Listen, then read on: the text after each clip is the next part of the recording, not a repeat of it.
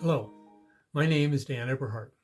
First and foremost, I want to thank the Boulder Bookstore for allowing me the opportunity to talk about my book, The World Lost a Man, and to talk about the impact my father had on me and the state of Colorado. It's also a pleasure to connect with Boulder, which was a place near and dear to both my father and me. Dad, what advice do you have to give to me as I start my career in writing? Dad, what do I say to a child who's going through rough times? Dad, you'll love Karen, except she might beat you in bridge. Those are things I never got to say to my father because he passed away far too soon.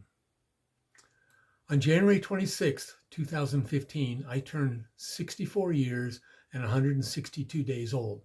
That meant I had outlived my father by one day. The occasion caused me to reflect on how long he had been gone and how much he and I had missed each other's lives. It also led me to examine his life more closely with a growing sense that I wanted to do something to honor his legacy. In late 2017, I was still wallowing in my efforts to find a way to pay tribute to him when a literal bombshell dropped. Out of the blue, I was contacted by the daughter of one of my father's shipmates in World War II. Through her, I discovered that Dad had stepped ashore in Hiroshima a month after the atomic bomb had obliterated that city. I never knew that because I never remember him talking about it. Oh, what else didn't I know? That prompted me to get serious about examining the life of Perry Eberhart. The task was daunting because he had left so much behind to explore, and much of it, to my great shame, was right in front of me. When he passed away in 1989, my mother and I donated his papers to the Denver Public Library, whose fine staff reviewed, organized, and filed 39 boxes of them to be archived in their Western History and Genealogical Research collection. As I sit in my home office, there are 4 large file cabinets with more articles, letters, meeting notes, and awards. Then there was Uncle Bill, the last remaining relative of that generation. I spent many hours grilling him and listening to family stories. Sadly, Uncle Bill read the first draft of my book, but passed away before it was published. Most importantly, I had the 4 celebrated books about Colorado history that my father had authored, and they served as the fundamental building blocks for my research. Finally, I found the motivation to preserve my father's legacy in The World Lost a Man. The title comes from a poem that he wrote that I included in the book. That and many other of his poems, musings, and observations on life are scattered throughout the book so that his voice helps tell his story. The World Lost a Man starts with the telling of my father's family history, which included dynamic grandparents and even a geological volume that goes back to 12th century Bavaria. My father was born in Yankton, South Dakota, and then his family moved to Colorado when he was 3 years old, which I regularly reminded Dad that he wasn't a native, but I was. When his father abandoned the family, his mother, Lucille Eve Bennett, was left with 6 children to live on the dole, or welfare as we know it today. She aspired and struggled to be a writer until that wonderful day she was discovered by the Rocky Mountain News, leading to a career as a popular columnist and noted author of teenage romance novels. Dad worshipped his mother and would eventually strive to follow in her literary footsteps. From that hard scrabble upbringing, he graduated high school in time to enlist in the Navy during World War II, where he was assigned to a landing craft in the Pacific Theater. He never saw combat, only the aftermath, like that day in Hiroshima. This is an excerpt from a poem he wrote about that experience. The rubble of a city lay at our feet. A different rubble, for we had seen much rubble. The city had been inoculated a month before, and it was still unconscious and unmoving. It lay like molten dust hugging the ground, with only lonely, charred, and twisted trees, like the black naked props in a Frankenstein movie, standing above as eerie monuments. Dad returned from the war and enrolled at the University of Colorado, where he met his future wife and my mother, Sandy. After graduation, using his GI Bill, the three of us embarked on a grand adventure to Paris, where Dad studied at the Sorbonne. While in the City of Lights, he found his muse as a writer. To commemorate those halcyon years, I'm wearing the black wool beret, the same one he wore as he roamed the streets of Montmartre and the left bank. This is his tweed jacket, but I don't know where he got it from.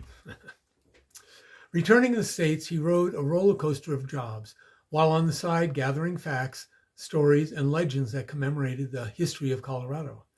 That research and forays around the state resulted in 4 renowned books, the first of which was The Guide to Colorado Ghost Towns and Mining Camps. It and others led him to become, in the words of Tom Noel, also known as Dr. Colorado, the go-to guy for anything to do with Colorado history. Dad's knowledge and expertise led to many state and regional activities. They included directing early efforts to rebuild the South Platte River Basin after the devastating floods of 1965, being an inaugural member for RTD, and cataloging over 1,000 of Colorado's historical sites for the state's planning board. He was also involved with festivities celebrating the state's 100th and the country's 200th birthdays. On the home front, he and my mother raised me, my brother, and 2 sisters. My father was a brilliant but troubled man. Very principled, his stands and opinions often put him in conflict with employers and powerful movers and shakers. One of the lingering effects from his time in the war was his addiction to alcohol. He fought that demon until his death. The epilogue in The World Lost to Man focuses on the crucial dynamic between father and son. In particular, it wrestles with the question, why? Why was there so much unfinished business, which begs the reader to ask before it's too late. I've been asked as the subject's son what it was like to write my father's biography. As you can imagine, sad but cathartic. I now miss him more than ever because I've learned so much about him and yearn to hear him tell his stories as well as give me the sage advice that only fathers can pass along to sons. That feeling has prompted me to work harder to make sure my son and his 2 sisters know more about me and the depth of my love for them. On the positive side, learning about him and his mother's drive to become writers fanned the flames of my desire to follow in their footsteps. I'll never achieve their success or notoriety. They were inducted into the Colorado Authors Hall of Fame in 2025. But their memories have instilled in me the discipline and courage to put words on paper and share them with the reading public. To that extent, I again want to thank the Boulder Bookstore for allowing me to do just that. I'd like now to share a couple of excerpts from The World Lost to Man. This first one is from one of my dad's poems that is included in the book. It's titled Creative Genius. I opened the door to all the past, switched a light on Pompeii and moved on, rousing Shakespeare and all the others from a gentle sleep, and they collaborated with me. All the doctors of progress held a consultation to diagnose my case. I thumbed through the dictionary of my days. I sought among memories and reactions, rested my feet on the farthest hill, sat back on a cloud, used fancy as a periscope, dipped my pen in deduction and induction, pushed it with emotion, and I wrote but a line. Now, I'd like to read this passage that conveys one of my inspirations for writing The World Lost to Man. Events occurred almost 30 years earlier, less than a year before Dad passed away, that had powerful implications to be uncovered soon after he died. In June of 1988, I embarked on a 3,400-mile bicycle adventure with 300 other hardy souls that began in Seattle, Washington, and ended on the boardwalk in Atlantic City, New Jersey. Ceremoniously, I baptized my back tire in the Pacific Ocean and dipped my front tire in the Atlantic Ocean 7 weeks later. I was 37 years old, strong and able to ride more than 12 hours a day.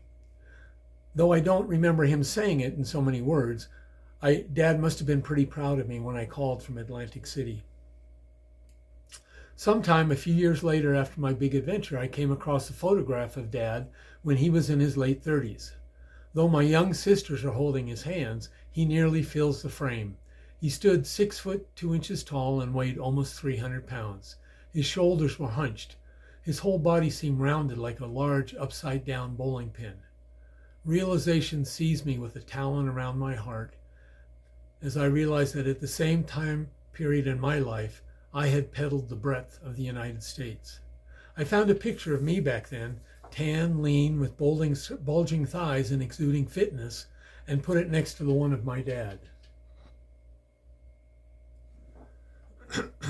The contrast between him and me in the two photographs was startling and profound. Subconsciously at first, then purposely I began comparing my well-being to his at various benchmarks in our lives. I had pictures of him in the Navy that showed a lean, mean fighting machine with six-pack abs, wiry and cocky. When I was around that age, I was a long-haired, dope-smoking hippie, in Boulder, as a matter of fact. Tall and lean, but not because I was as fit as he was. As our ages progressed, he smoked, drank, and became less physically active. Though I acquired the family vulnerability for the taste of liquor, I did start playing rugby and intramural basketball, which developed into a lifelong addiction for exercise. I may not be a model of fitness, but I've stayed more active than most folks my age. Comparing the two photographs planted seeds in my mind that I had to know more about my father and our relationship. Notably, I realized that Dad's early demise left me in a lurch. We had unfinished business that neither of us were ready to admit, much less address.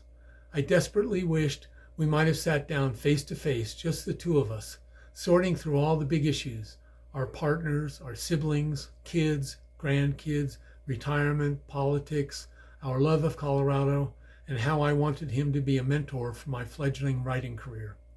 Oh, the things we could have pondered. Too many years later, I was left to speculate and come to grips with the fact that what we had shared was merely the ragged opening to a lost gold mine, like one he might have written about. I wasn't ready to declare it back then, but I was taking the first baby steps on a journey to find the father I hardly knew. Let's turn from my book to my father's and my literary favorites. One thing I did know about my father was that he was a prolific reader and consummate football fan, particularly of the Colorado Buffaloes.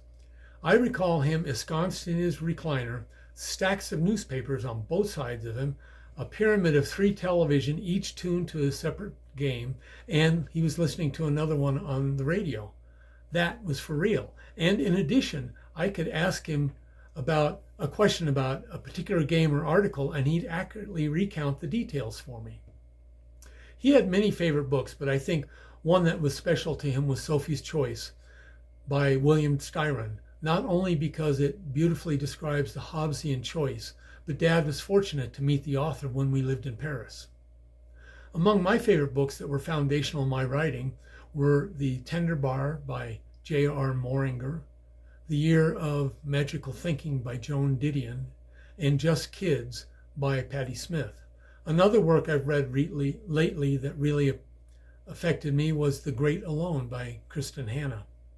I'd like to finish by reiterating the major themes I explored in The World Lost a Man.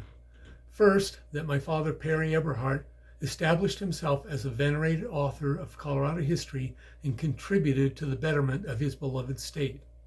Second, my story is also about fathers and sons. A wonderful quote from James Baldwin states,